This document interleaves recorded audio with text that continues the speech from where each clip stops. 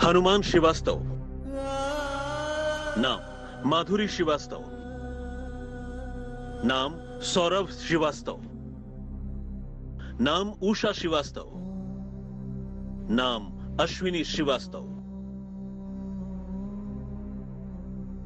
उत्तर प्रदेश के गोंडा के रहने वाले एक परिवार के 5 सदस्यों की एक के बाद एक मौत हो गई। अब इस घर में इन बच्चों के सिर से मां बाप से लेकर दादी का साया भी उठ गया। कोरोना किस तरीके से गांव में अपने पांव पसार रहा है, इसकी बानगी देखनी है तो हम पहुंचे हैं गोंडा के चक्रौत गांव में है।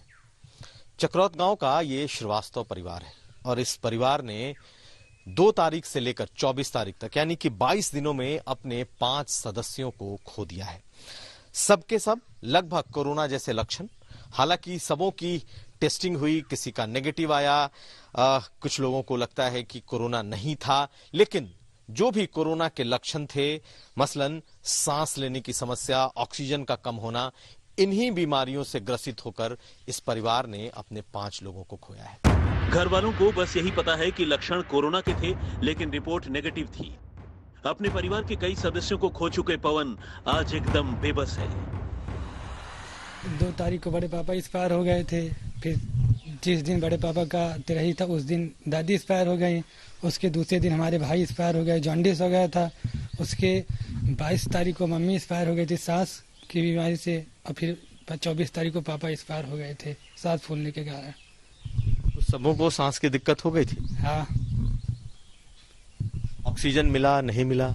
ऑक्सीजन मिला था, लेकिन समय जब 1 घंटा लगा फिर अचानक अपने आप खत्म हो गया। तो ये वो परिवार की दास्तान है। बेटा यानी कि बेहद ही छोटे उम्र के हैं दोनों, लेकिन दोनों अब फिलहाल नितांत अकेले हैं अपने घर में। बड़ा परिवार, जॉइंट परिवार है, शायद राहत मिले। पवन ने अपनी दादी, माँ बाप, भाई और ताऊ को खोया है। सभी को कोरोना के लक्षण थे, लेकिन अब मृत्यु की वजह महामारी मानने को कोई तैयार नहीं।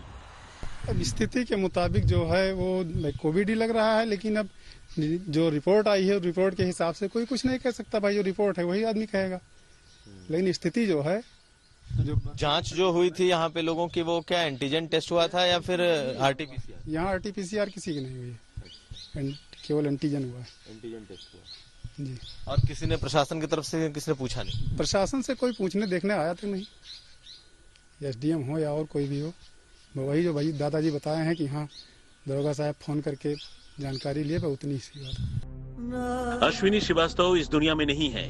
11 साल की बेटी अदिता और 16 साल का बेटा अमन बचा है। अब बच्चों का पालन पोषण चाचा के कंधों पर है। सरकारी सिस्टम की नजर में परिवार के सदस्यों की असमय मृत्यु प्राकृतिक है और घर वाले भी असमंजस में हैं कि आखिर मृत्यु हुई तो कैसे हुई, कोरोना काल बना या फिर वजह कुछ और है। कुमार अभिषेक, गोंडा, आज तक।